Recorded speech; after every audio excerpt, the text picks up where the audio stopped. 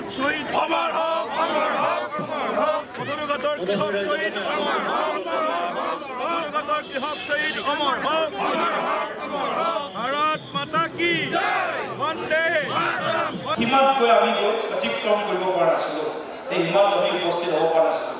কিন্তু আজি এটা বীৰৰ প্ৰাপ্তি বুলি মই ক'ব লাগিব। পথৰুঘাট ঐতিহাসিক কৃষক বিদ্ৰোহ ৰাষ্ট্ৰীয় প্ৰেক্ষাপটত আমি তুলি ধৰিছিলোঁ বেলেগ কথা, কিন্তু ৰাষ্ট্ৰীয় প্ৰেক্ষাপটত পথৰুঘাট কৃষক বিদ্ৰোহ 7 কোটি কৃষকক আজি ৰিকগনাইজ কৰা, স্বীকৃতি প্ৰদান কৰাৰ বাবে ভাৰত চৰকাৰৰ ডাক বিভাগে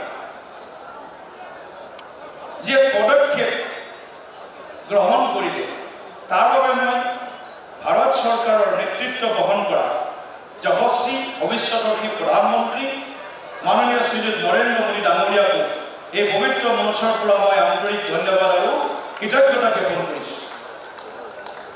কাৰণ পথৰুঘাট আমাৰ আবেগ, পথৰুঘাট আমাৰ ইতিহাস, পথৰুঘাট আমাৰ স্বাভিমান, পথৰুঘাট আমাৰ অতীত, বৰ্তমান আৰু পথৰুঘাট আমাৰ ভৱিষ্যত।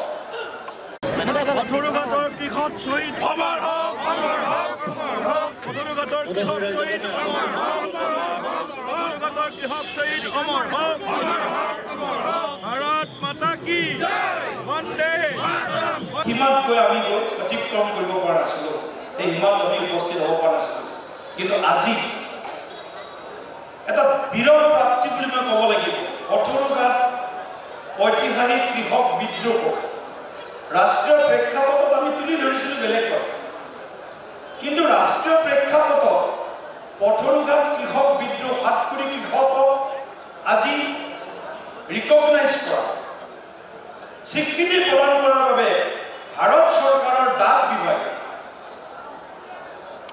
যি পদক্ষেপ গ্ৰহণ কৰিলে তাৰ বাবে মই ভাৰত চৰকাৰৰ নেতৃত্ব বহন কৰা যশস্বী ভৱিষ্যতৰ্ষী প্ৰধানমন্ত্ৰী মাননীয় শ্ৰীযুত নৰেন্দ্ৰ মোদী ডাঙৰীয়াকো এই পবিত্ৰ মঞ্চৰ পৰা মই আন্তৰিক ধন্যবাদ আৰু কৃতজ্ঞতা জ্ঞাপন কৰিছোঁ।